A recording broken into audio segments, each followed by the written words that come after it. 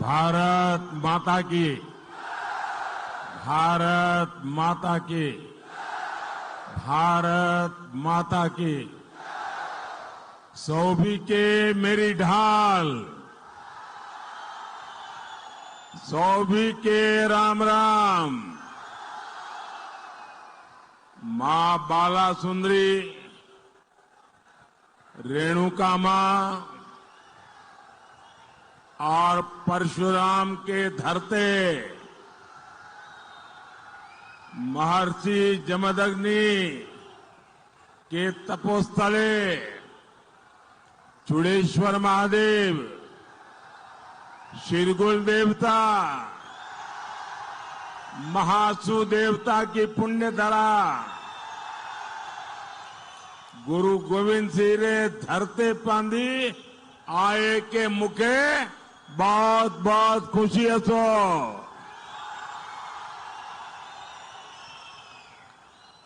मेरे साथ बोलिए भारत माता की। आप ये तस्वीर नीचे रखिए, पीछे लोग परेशान हो रहे हैं। भारत माता की, भारत माता की। ऐसा लग रहा है कि अपने घर आया हूं।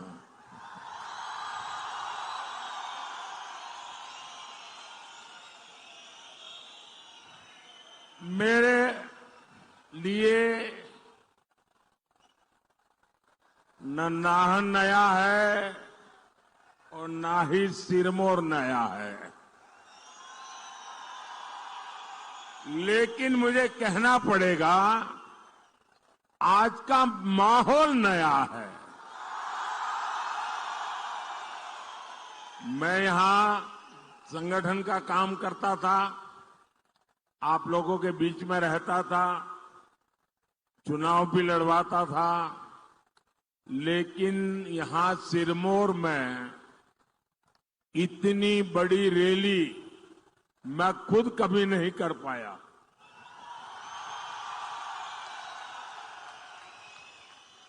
पार्टी की मीटिंगें लेता था, सबको समझाता था। मुझे लगता है शायद यहां के इतिहास की ये सबसे बड़ी रैली होगी। और मैं हेलीपैड से यहां आ रहा था, पूरे रास्ते भर शायद इससे 2 गुना लोग रोड पर खड़े हैं।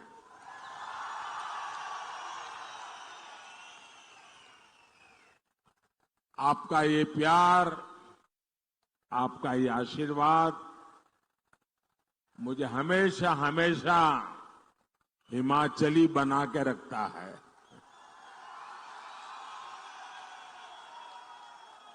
और जब सिरमौर आए तो हमारे स्वर्गीय श्यामा शर्मा जी, उनके घर में हमारी बैठकें हुआ करती थी। हमारे चंद्रमोहन ठाकुर जी, बलदेव भंडारी जी, हमारे जगत सिंह नेगी जी,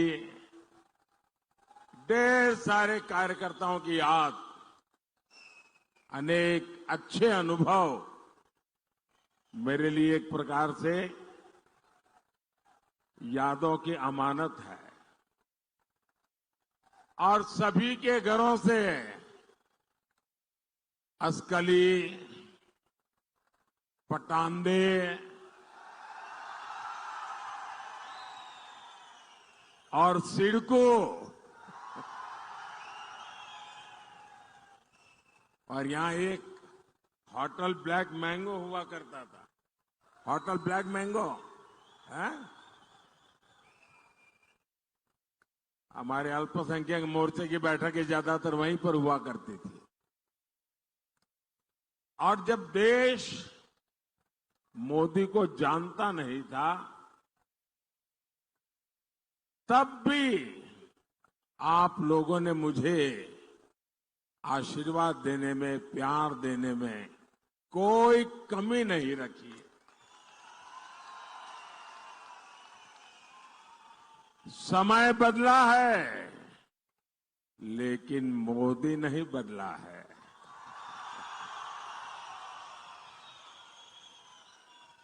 मोदी का हिमाचल से रिश्ता वही पुराना रिश्ता है। और आप लोगों को शायद खुशी होगी, जैसे मैं गर्व के साथ कहता हूं भारत का प्रधानमंत्री होने कि हिमाचल मेरा घर है, वैसे ही शायद आपको पता नहीं होगा, अफगानिस्तान के एक राष्ट्रपति थे श्रीमान करजाई, वो भी कहते थे हिमाचल मेरा घर है, क्योंकि वो शिमला में पढ़े थे। और अभी जो आपने मुझे लोहिया पहना है ना, वो उन्होंने यहीं से जाकर के अफगानिस्तान में थोड़ा फैशन डिजाइन करके उन्होंने उसका अपना पहरवेश बना दिया है जी। यानी यही हिमाचल की ताकत है कि जो इतना लगाव रखती है। साथियों, आज मैं आपसे तीसरी बार भाजपा सरकार के लिए आशीर्वाद मांगने के लिए आया।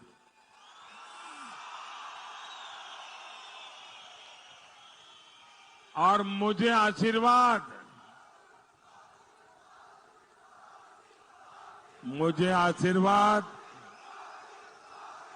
मेरे लिए नहीं चाहिए। मुझे आशीर्वाद मेरे परिवार वालों के लिए नहीं चाहिए। मुझे आशीर्वाद मेरी जात बिरादरी वालों के लिए नहीं चाहिए। मुझे आशीर्वाद चाहिए ताकतवर भारत बनाने के लिए।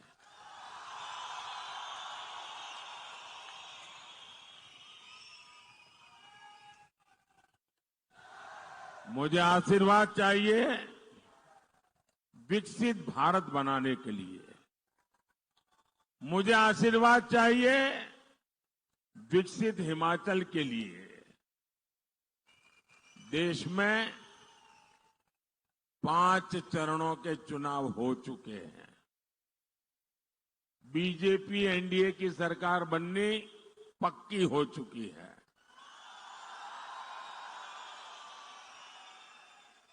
और अब हिमाचल 4-0 से हैट्रिक लगाएगा। और हम तो देवभूमि के लोग हैं, हमारी एक भी चीज कभी बेकार नहीं जाने देते। तो कोई हिमाचली अपना वोट बेकार जाने देगा क्या? अपना वोट बेकार जाने देगा क्या? वो उसी का वोट देगा ना जिसकी सरकार बनेगी, और जिसको वोट देगा उसकी ही सरकार बनेगी। ये हिमाचल में पक्का है।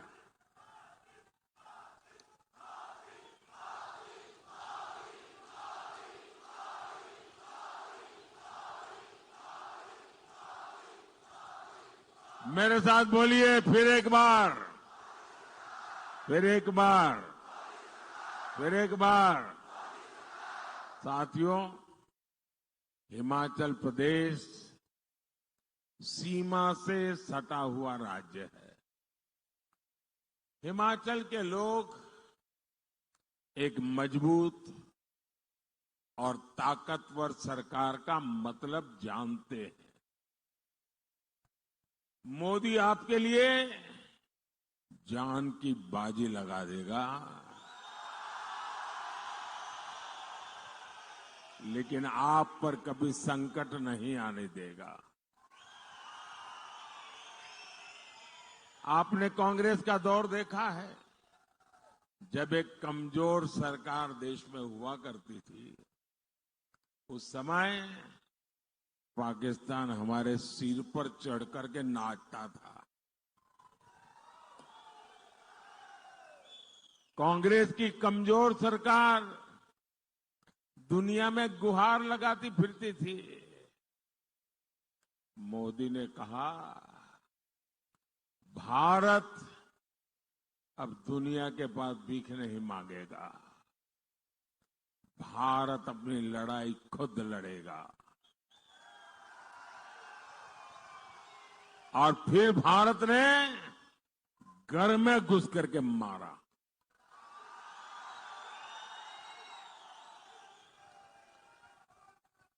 आज देखिए पाकिस्तान की क्या हालत हो गई है। साथियों, हिमाचल के ऊंचे पहाड़ों ने मुझे अपना हौसला बुलंद रखना सिखाया है और हिमाचल की बर्फीली पहाड़ियों ने मुझे ठंडे दिमाग से काम करना भी सिखाया है। पहाड़ों ने मुझे अपना सिर गर्व से ऊंचा रखना सिखाया है और मैं मां भारती का अपमान नहीं सह सकता। लेकिन कांग्रेस मां भारती के अपमान से भी बाज नहीं आती। कांग्रेस को भारत माता की जय कहने से ही दिक्कत है। कांग्रेस को वंदे मातरम कहने से दिक्कत है। ऐसी कांग्रेस कभी हिमाचल का भला नहीं कर सकती। साथियों, यही कांग्रेस है जिसने भारत के सीमावर्ती इलाकों को अपने हाल पर छोड़ दिया था। जब बॉर्डर स्टेट में सड़क बनाने की बात आती थी तो कांग्रेस के हाथ पांव फूल जाते थे। कांग्रेस डर जाती थी कि अगर सड़क बनाई तो उसी सड़क से दुश्मन भीतर आ जाएगा। ऐसी डरपोक सोच मोदी के मिजाज के साथ मेल नहीं खाती है। मोदी ने कांग्रेस के मुकाबले कई गुना ज्यादा पैसे दिए हैं। मोदी ने कहा है बॉर्डर पर सड़कें बनाओ, इंफ्रास्ट्रक्चर बनाओ। आज बॉर्डर किनारे सैकड़ों किलोमीटर नई सड़कें बनी है। आज बॉर्डर किनारे रहने वाले फौजियों का, हमारे लोगों का जीवन आसान हुआ है। साथियों, कांग्रेस ने 4 दशक तक फौजी परिवारों को 1 रैंक 1 पेंशन के लिए तरसाया और कांग्रेस ने कैसा मजाक उड़ाया। हमारे पूर्व सैनिकों की आंख में धूल झोंकी और ऐसा पाप करने में उनको शर्म भी नहीं आई। जब 2013 में भारतीय जनता पार्टी ने मुझे प्रधानमंत्री का उम्मीदवार तय किया और मेरी पहली रैली पूर्व सैनिकों की हुई थी रेवाड़ी में, और रेवाड़ी में पूर्व सैनिकों के सामने मैंने वादा किया था, मैंने गारंटी दी थी कि मैं 1 रैंक 1 पेंशन लागू करूंगा। तो कांग्रेस वाले डर गए, ये मोदी ने नया खेल खेला है तो क्या करे। तो उन्होंने रातों रात अफरा-तफरी में बजट में कहा कि हम भी 1 रैंक 1 पेंशन लागू करेंगे। लेकिन किया क्या, 500 करोड़ रुपए का टोकन डाल करके कह दिया कि 1 रैंक 1 पेंशन लागू करेंगे। ये हमारी फौज के साथ मजाक था, मजाक। ऐसे जैसे किसी बच्चे को कह दे ना कि कोई बात नहीं, शाम को तुझे मुंबई ले जाऊंगा और बच्चा सो जाए। ऐसा पाप किया था उन्होंने। जब मोदी है जिसने आकर के ओआरओपी लागू किया, 1 रैंक 1 पेंशन लागू किया, और उन्होंने 500 करोड़ में खेल खेला था 2014 का चुनाव जीतने के लिए, जिसका कोई मतलब नहीं था। मोदी ने जब 1 रैंक 1 पेंशन ओआरओपी लगाया, 1.25 लाख करोड़ रुपया हम फौजियों को दे चुके हैं। अब मुझे बताइए भाई, कहां 500 करोड़ और कहां 1.25 लाख करोड़। ये 500 करोड़ मजाक था कि नहीं था? मजाक था कि नहीं था? फौजियों की बेइज्जती करने का इरादा था कि नहीं था? फौजियों का अपमान था कि नहीं था? और इसलिए ही तो लोग कहते हैं मोदी जो गारंटी देता है ना, वो गारंटी पूरी होने की गारंटी होती है।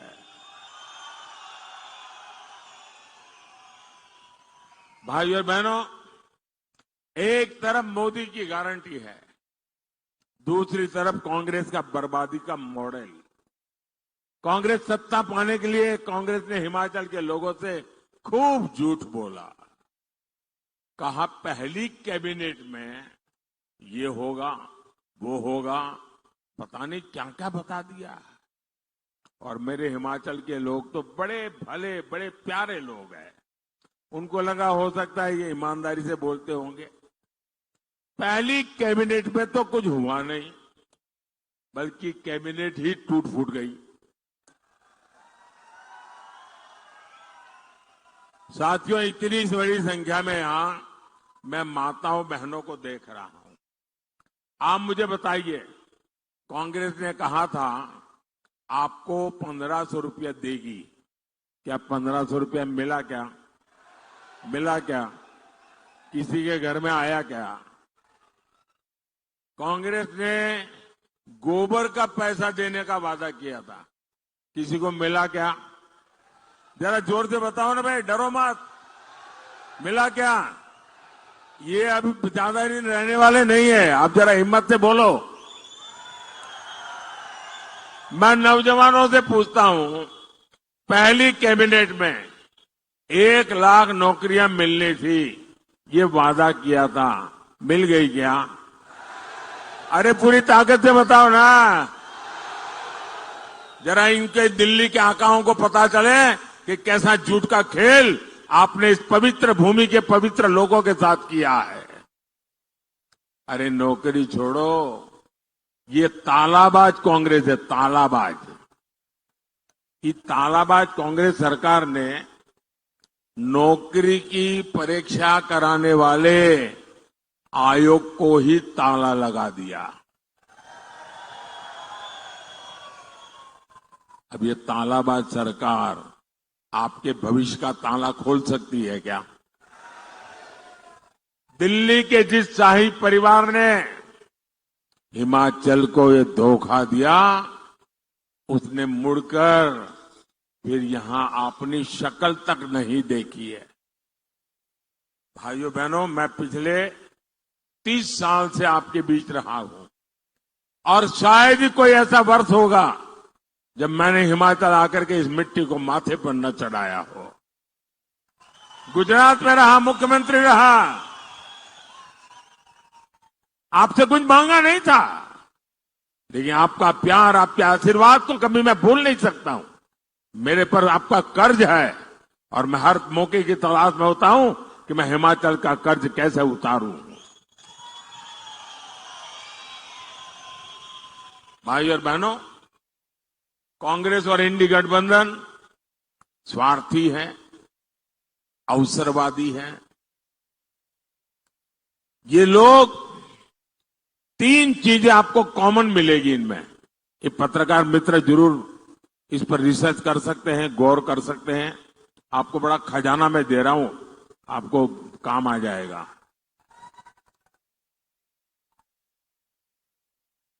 ये कांग्रेस वाले, उनके साथी, 3 चीज आपको कॉमन मिलेगी। एक, ये गौर सांप्रदायिक है। दूसरा, गौर जातिवादी है। और तीसरा, गौर परिवारवादी है। आपको ये 3 चीजें हर एक में कॉमन मिलेगी जी। ये मीडिया वाले दिमाग खपाएंगे तो बहुत खजाना खोल करके ले आएंगे। 60 सालों तक कांग्रेस ने सोचा ही नहीं कि सामान्य वर्ग में भी गरीब होते हैं। क्या ब्राह्मण का बेटे परिवारों में गरीब कोई होता नहीं है क्या? क्या बनिए के परिवार में कोई गरीब होता नहीं क्या? उच्च वर्ण के लोगों के समाज में गरीब लोग होते हैं कि नहीं होते? उनकी परवाह ही नहीं थी, चिंता ही नहीं थी। उनको भी आरक्षण की जरूरत है। कांग्रेस ने हमारे इन समाज को कभी सोचा नहीं। मोदी ने आकर के जिस समाज ये आरक्षण के दायरे से बाहर था, उनको बड़ा सुखी संपन्न माना जाता, उच्च माना जाता था, मैंने उनके गरीब बच्चों के लिए 10% आरक्षण किया और इस देश में कोई झगड़ा नहीं हुआ और किसी का लूट करके नहीं किया। और आज इसके कारण हमारे समाज के लोगों को अलग अलग स्थान पर अवसर मिल रहा है। कांग्रेस ने हमारे गिरिपार के हाटी समुदाय को भी आरक्षण नहीं दिया।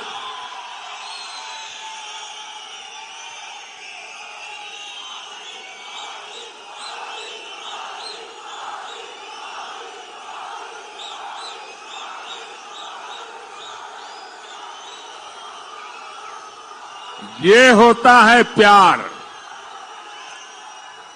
जब नेक दिली से काम होता है, जब न्यायिक काम होता है, तो मन उत्साह से भर जाता है, वो दिखता है जी।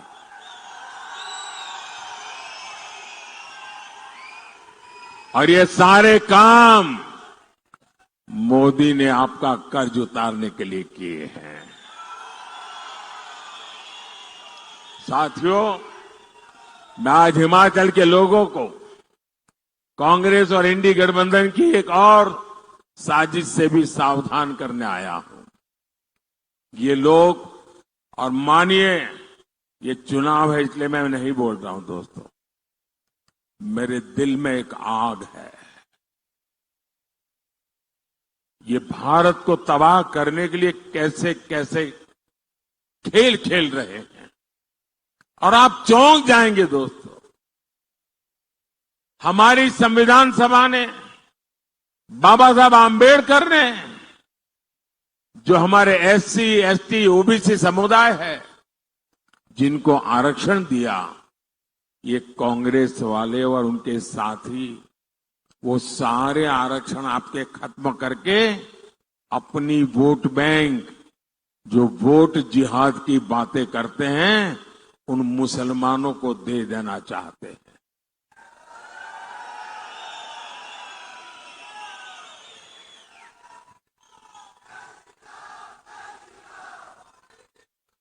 और ये सिर्फ बातें नहीं करते। कर्नाटका में कांग्रेस सरकार बनने के बाद उन्होंने कर दिया। ओबीसी के जो आरक्षण के अधिकार थे वो उनसे छीनकर मुसलमान को दे दिए, यानी देंगे ऐसा नहीं, दे दिए। और इस मॉडल पे वो काम करना चाहते हैं। आप मुझे बताइए, इस प्रकार का काम क्या मेरे हिमाचल के लोगों को मंजूर है क्या? जरा पूरी ताकत से बताइए ना। क्या ऐसे लोगों को आप स्वीकार करेंगे? ऐसे विचार को स्वीकार करेंगे? ऐसे लोगों का हर पोलिंग बूथ में सफाया होना चाहिए कि नहीं होना चाहिए? ये चुनाव मौका है इनको कहने का, रुक जाओ। ये चुनाव उनको कहने का मौका है, रुक जाओ, बहुत हो चुका, अब हम देश को तोड़ने नहीं देंगे। साथियों, इंडी गठबंधन की साजिश का ताजा उदाहरण पश्चिम बंगाल में सामने आया।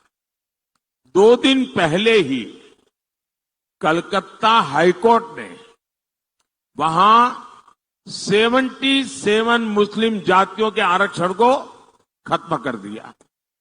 कोर्ट ने किया। आप लोग कल्पना कर सकते हैं, मुसलमान की 77 जातियों को इंडी गठबंधन वालों ने रातों रात ओबीसी बना दिया था, और ओबीसी का जो हक था वो उनको दे दिया था। अदालत ने उसको गंभीरता से लिया। इन 77 मुस्लिम जातियों को नौकरी में, पढ़ाई में, हर जगह मलाई मिल रही थी। ऐसा करके इंडी गठबंधन ने ओबीसी के हक पर डाका डाल दिया। ऐसा करके इन लोगों ने संविधान की धज्जियां उड़ा दी, संविधान की पीठ पे छुरा भोंका है। अब कोलकाता हाईकोर्ट के फैसले के बाद ये इंडी गठबंधन वाले बौखलाए हुए हैं। बंगाल की मुख्यमंत्री तो सीधे सीधे कोर्ट के आदेश को मानने से भी इनकार कर रही है। इनके लिए संविधान कोई मायने नहीं रखता, इनके लिए अदालतें कोई मायने नहीं रखती। इनका सबसे सगार कोई है तो इनका वोट बैंक है। साथियों, अपने वोट बैंक को खुश करने के लिए ही कांग्रेस राम मंदिर का भी विरोध कर रही है। कांग्रेस भाजपा वालों का मजाक उड़ाती थी। कहती थी मंदिर वहीं बनाएंगे, तारीख नहीं बताएंगे। हमें रोज चुभने वाली बातें करते थे। हमने तारीख भी बताई, समय भी बताया, लेकिन इन लोगों ने प्राण प्रतिष्ठा का बहिष्कार किया। आप हिमाचल के लोग मुझे बताइए, जब रामलला भव्य मंदिर में विराजित हुए, प्राण प्रतिष्ठा हुई, आपको आनंद हुआ कि नहीं हुआ? आपने अपने गांव में दिवाली मनाई कि नहीं मनाई?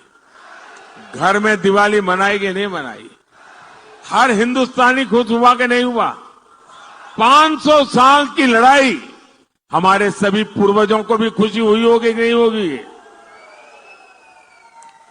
लेकिन कांग्रेस पार्टी इसको भी बर्दाश्त नहीं कर पा रही है। कांग्रेस और उनके एक साथी ने एक रहस्य खोला है। अभी कांग्रेस के साथी इस फर्स्ट फैमिली के राजदार है वो। उन्होंने कहा है कि कांग्रेस के अंदर साजिश चल रही है, अगर सत्ता में आए तो फिर से राम मंदिर को ताला लगा देंगे और रामलला को टेंट में रहने के लिए मजबूर कर देंगे। ये इनकी सोच है। क्या ये होने देंगे क्या आप? ऐसा अवसर उनको लेने देंगे क्या? और इसलिए हर पोलिंग बूथ में इनकी सफाई करना जरूरी है। मेरा जो स्वच्छता अभियान है ना, ये चुनाव के दिन 1 तारीख को आपको मजबूती से करना है। करेंगे? भाइयों और बहनों, भाजपा सरकार हिमाचल प्रदेश के विकास के लिए पूरी कोशिश कर रही है। कोई सोचता नहीं था कि हिमाचल में भी IIIT, IIM और एम्स जैसे संस्थान है। लेकिन मोदी है तो मुमकिन है। मोदी है तो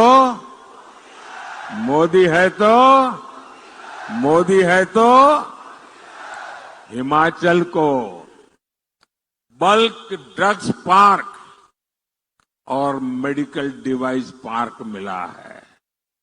हिमाचल देश के उन पहले राज्यों में है जहां वंदे भारत ट्रेन शुरू हुई। साथियों, मोदी के लिए किसान, गरीब, महिला और युवा का सशक्तिकरण बड़ी प्राथमिकता है। 5 किलो मुफ्त अनाज और 5 लाख रुपए का मुफ्त इलाज, ये मोदी की गारंटी है। हमारे किसानों, बागवानों के खाते में भी सम्मान निधि के 6,000 रुपए आते रहेंगे। साथियों, मोदी ने स्वयं सहायता समूहों से जुड़ी 3 करोड़ बहनों को, यह आंकड़ा छोटा नहीं है, 3 करोड़ बहनों को लखपति दीदी बनाने की गारंटी दी है। और इनमें मेरे हिमाचल की भी तो हजारों बहनें होगी। मोदी, आपका बिजली बिल, याद रखना जरा, मैं ये कांग्रेस वाले गप मार के गए ना, ऐसे नहीं करता हूं।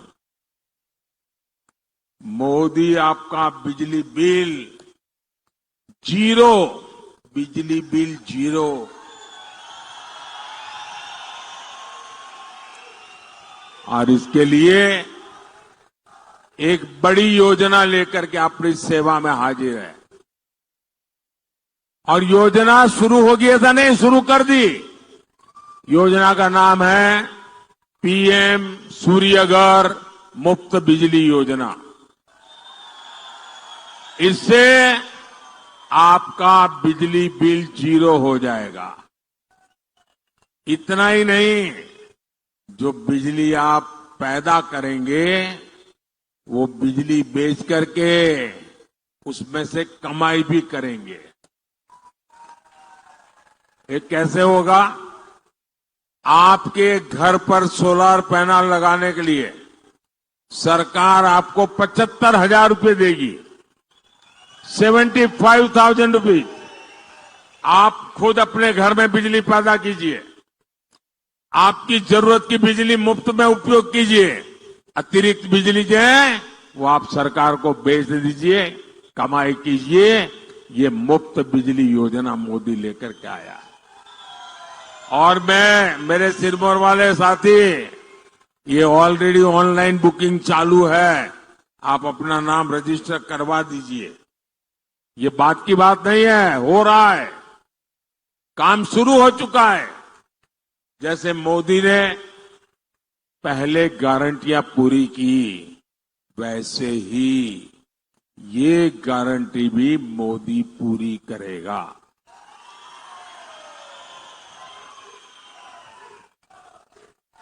उसी प्रकार से साथियों, जो मुफ्त अनाज योजना है, क्योंकि मोदी का संकल्प है गरीब के घर का चूल्हा जलते रहना चाहिए, गरीब का बच्चा भूखा सोना नहीं चाहिए, और इसलिए मुफ्त अनाज योजना अगले 5 साल के लिए चालू रहेगी।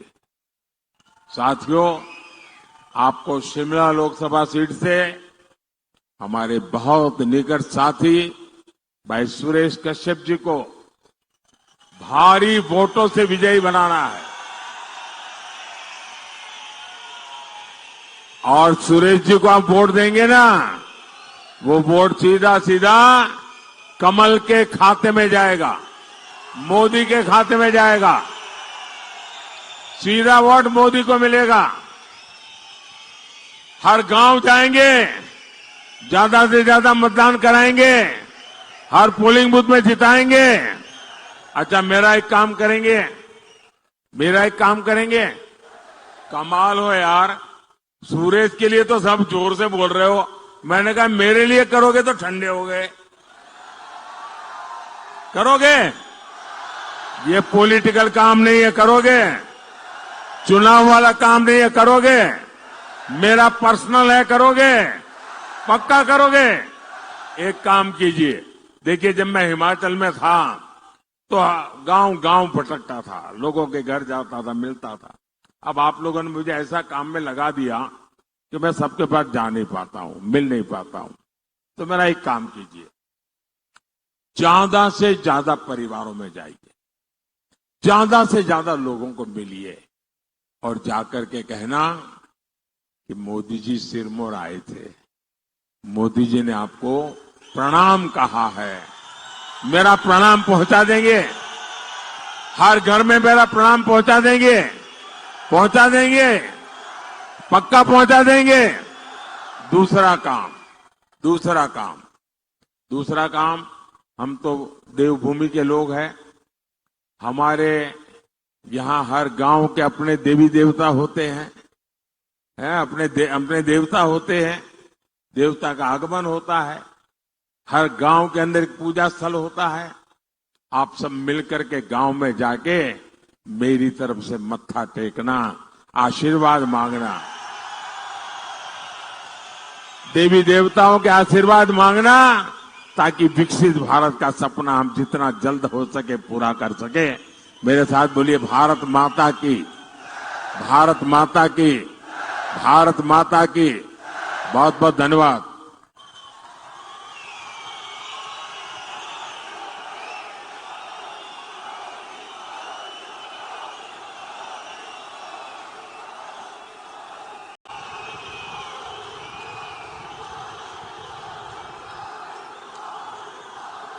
भारत माता की, भारत माता की, भारत माता की।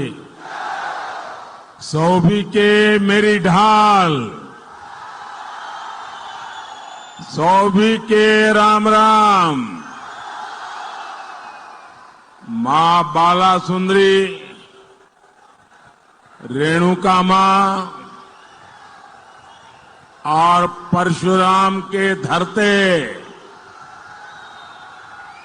महर्षि जमदग्नि के तपोस्थले चूड़ेश्वर महादेव, शिरगुल देवता, महासु देवता की पुण्य धरा गुरु गोविंद सिंह रे धरते पांदी आए के मुखे बहुत बहुत खुशी हसो।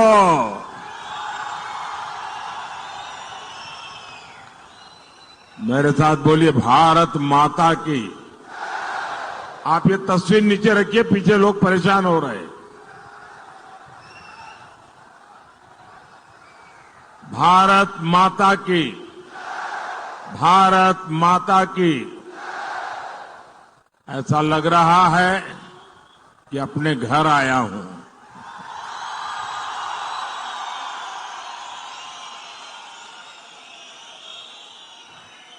मेरे लिए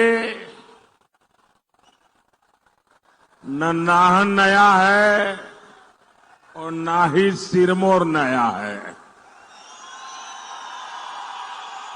लेकिन मुझे कहना पड़ेगा आज का माहौल नया है। मैं यहां संगठन का काम करता था, आप लोगों के बीच में रहता था, चुनाव भी लड़वाता था, लेकिन यहां सिरमौर में इतनी बड़ी रैली मैं खुद कभी नहीं कर पाया।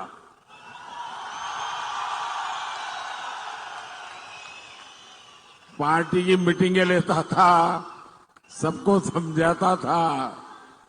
मुझे लगता है शायद यहां के इतिहास की ये सबसे बड़ी रैली होगी। और मैं हेलीपैड से यहां आ रहा था, पूरे रास्ते भर शायद इससे 2 गुना लोग रोड पर खड़े हैं।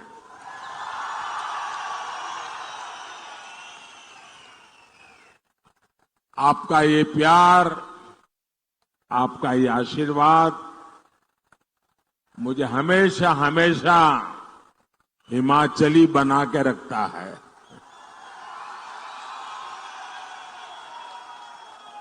और जब सिरमौर आए तो हमारे स्वर्गीय श्यामा शर्मा जी, उनके घर में हमारी बैठकें हुआ करती थी। हमारे चंद्रमोहन ठाकुर जी, बलदेव भंडारी जी, हमारे जगत सिंह नेगी जी, ढेर सारे कार्यकर्ताओं की याद, अनेक अच्छे अनुभव मेरे लिए एक प्रकार से यादों की अमानत है। और सभी के घरों से असकली, पटांदे, और सिडको और यहां एक होटल ब्लैक मैंगो हुआ करता था। होटल ब्लैक मैंगो है, हमारे अल्पसंख्यक मोर्चे की बैठकें ज्यादातर वहीं पर हुआ करती थी। और जब देश मोदी को जानता नहीं था, तब भी आप लोगों ने मुझे आशीर्वाद देने में, प्यार देने में कोई कमी नहीं रखी। समय बदला है, लेकिन मोदी नहीं बदला है।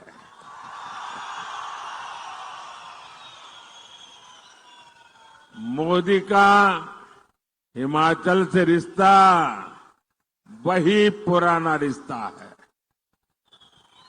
और आप लोगों को शायद खुशी होगी, जैसे मैं गर्व के साथ कहता हूं भारत का प्रधानमंत्री होने कि हिमाचल मेरा घर है, वैसे ही शायद आपको पता नहीं होगा, अफगानिस्तान के एक राष्ट्रपति थे श्रीमान करजाई, वो भी कहते थे हिमाचल मेरा घर है, क्योंकि वो शिमला में पढ़े थे। और अभी जो आपने मुझे लोहिया पहना है ना, वो उन्होंने यहीं से जाकर के अफगानिस्तान में थोड़ा फैशन डिजाइन करके उन्होंने उसका अपना पहरवेश बना दिया है जी। यानी यही हिमाचल की ताकत है कि जो इतना लगाव रखती है। साथियों, आज मैं आपसे तीसरी बार भाजपा सरकार के लिए आशीर्वाद मांगने के लिए आया हूं।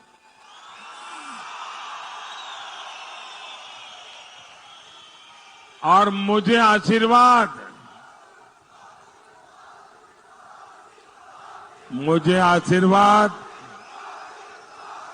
मेरे लिए नहीं चाहिए। मुझे आशीर्वाद मेरे परिवार वालों के लिए नहीं चाहिए। मुझे आशीर्वाद मेरी जात बिरादरी वालों के लिए नहीं चाहिए। मुझे आशीर्वाद चाहिए ताकतवर भारत बनाने के लिए।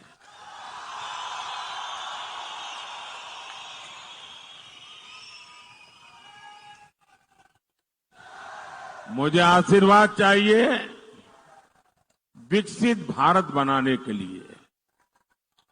मुझे आशीर्वाद चाहिए विकसित हिमाचल के लिए। देश में 5 चरणों के चुनाव हो चुके हैं। बीजेपी एनडीए की सरकार बननी पक्की हो चुकी है।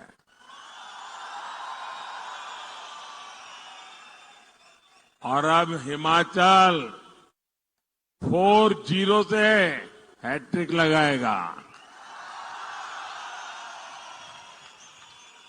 और हम तो देवभूमि के लोग हैं, हमारी एक भी चीज कभी बेकार नहीं जाने देते। तो कोई